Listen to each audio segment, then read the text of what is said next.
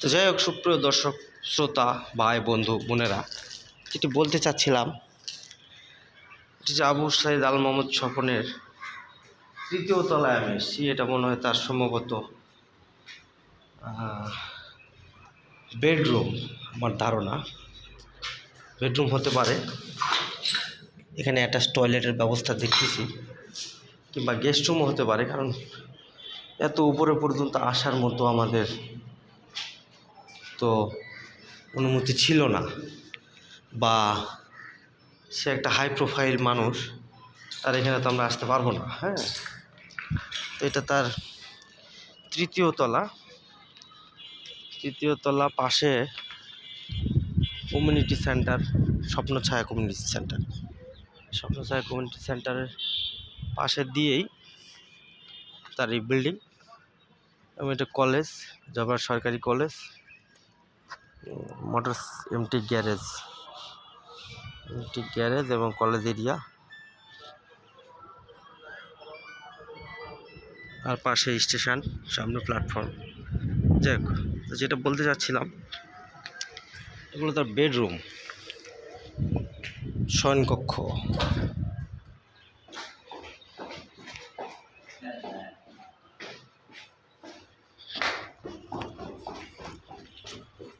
এগুলো তার শয়নকক্ষ ছিল, আর এটা তার বৈঠকখানা ছিল সম্ভবত। জানি না কোন খানা ছিল, এটা বৈঠকখানা না কি খানা জানি না। তো এই খানার ভিতরে এখানে বড় বড় যারা বড় লেভেলের, ধরেন যে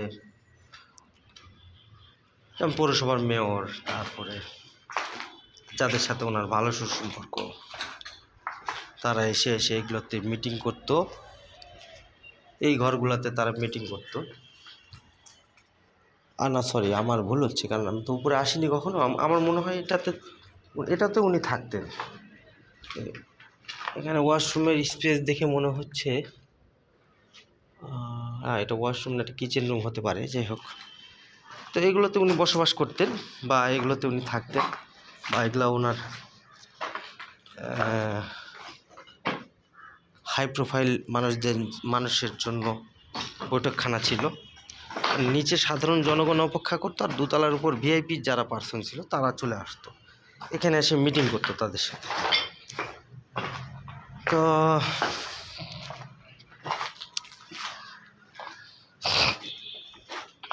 আমি কখনো অবশ্য আসতে পারিনি, বা আমার মিটিংয়েরও প্রয়োজন পড়েনি। তো শুধু ভাবতাম যে সাধারণ জনগণ হিসাবে শুধু ভাবতাম এতটুকুই, যে হাই প্রোফাইল জনগণ তারা দোতলায় যারা মিটিং করতো, হ্যাঁ, আর সাধারণ জনগণ নিচে অপেক্ষা করতো।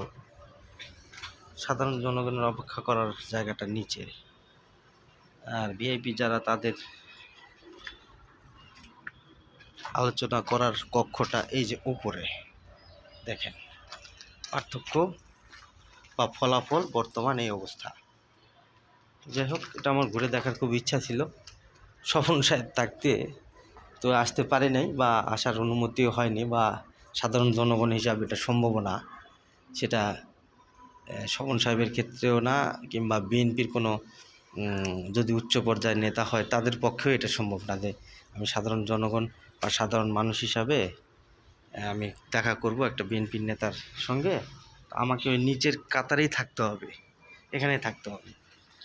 এই দোতলায় উঠে এসে ওনার সঙ্গে কথা বলার মতো হয়তো বা হবে না, সাধারণ জনগণের এটা হবে না, সম্ভব না।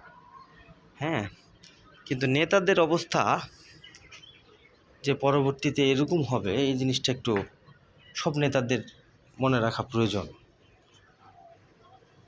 জনগণের সাথে মিশে কাজ করলে এরকম হওয়ার সম্ভাবনা থাকে না, কিন্তু জনগণের সাথে দূরত্ব হওয়ার কারণে এই অবস্থাগুলো হয়েছে বর্তমান সময়ে। সব দলের ক্ষেত্রে এটি প্রযোজ্য, যাক সেগুলো বিষয়ে যাব না। তো এই হলো স্বপন সাহেবের বাসা, আবু সাইদ আল মোহাম্মদ স্বপন, হুইপ, বাংলাদেশ জাতীয় সংসদের হুইপ। ওনার বাড়িঘর এই অবস্থা এখন বর্তমান। তো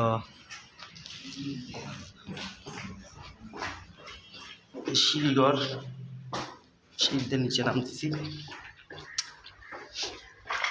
দুর্গন্ধ, মানুষজন পায়খানা টায়খানা করে রাখছে। এই যে এগুলো রুমগুলা ছিল সাধারণ জনগণের রুম। এখানে মানুষজন, সাধারণ জনগণেরা আসতো, এগুলোতে বসতো, এগুলোতে ভিড় করতো, আর এই বারান্দাগুলোতে দাঁড়ায় থেকে অপেক্ষা করতো এই সিঁড়ির এইদিকে, সিঁড়ির এই করিডোরের এই অংশতে কখন উনি 3 তলা অথবা 2 তলা থেকে নামবে। এই জন্য সাধারণ মানুষজন এখানে অপেক্ষা করত। তো ঠিক আছে, আপনারা সবাই ভালো থাকবেন। এই যে রাস্তা দিয়ে যাচ্ছিলাম, এটা আমার সাইকেল। এই যে সাইকেলটা এখানে স্ট্যান্ড করে, হুইপ সাহেব থাকলে তো সাইকেল ঢুকতে দিত না, এখানে গার্ডরুমে বাধা দিয়ে দিত। যাক, এই যে আমার সাইকেল স্ট্যান্ড করছি এখানে। স্ট্যান্ড করে আমি একটু আপনাদেরকে ঘুরে দেখালাম